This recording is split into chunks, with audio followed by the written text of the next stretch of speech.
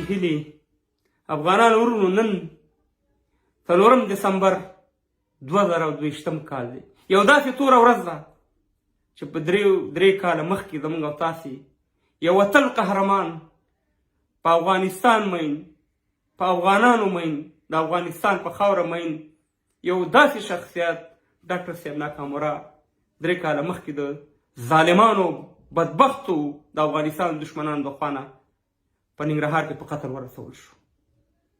په کار خو دا و افغانانو ورونو چې زمونږ دغه ورځ په رسمي تور باندې د حکومت د خوا نه اعلان شوی و، موږ ټولو افغانانو د هغه دپاره میسیجونه کړی وی، د هغه دپاره پوسټونه کړی وی. بعضې خلک شته چې اوس هم دا کار کوي مګر تعداد ډېر کم دی.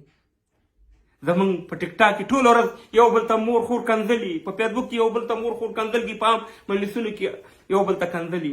ناکامورا هم لار ورو د یاد نو ویسو یو څو کسان دي چې اوس پوسټونه کوي. ناکامورا هغه شخصیت چې دی د جاپان نه راځي او زما هغه دشتې هغه ځمکې آبادۍ په دې دنیا کې نه جنت جوړوي چې هغه موږ تصور هم نشو کولی چې دلته به شین بوټی شین شي. د جاپان ته به تلو د خپلو خلکو نه به خیرات راغونډو چې ما ته پیسې راکړه چې دا افغانستان جوړو، خپل یو عصري ژوند دې پرېښی و. باید موږ او تاسې د جاپان حکومت ته د نړیوالو ته یو داسې پیغام نن ورکړی وی، په ډېره غټه سطح باندې دا ورځ لمانځلې وی. خو افغانانو ورونو موږ دا کار نه کوو، په دې شي کې موږ ډېر پاتې راځو. نن هم زموږ ملا زموږ قاري یا بل لا پاسېږي غازي امان الله خان کافر او بل کافر.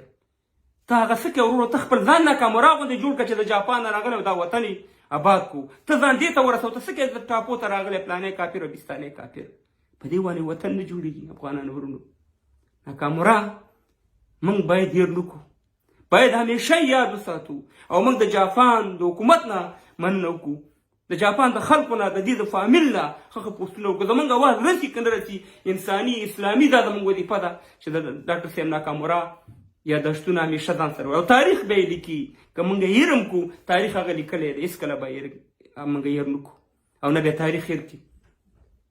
الله دې په افغانستان کې ناکامورا غونډه کې خلک جوړ کړي. دغه لږه غونډه کې ویډیو ده 3 کال یو دغه منځلو په خاطر مې لږه ویډیو که صحت مې ښه نه دی په الله سپارمه. دا د ناکامورا خدمت وګورئ او زموږ د خاینانو چې اوس هم په یو نوم بل نوم باندې غولئ د هغې دغه وګورئ چې ځان ته بلډینګونه آباد کړي. دا ویډیو سره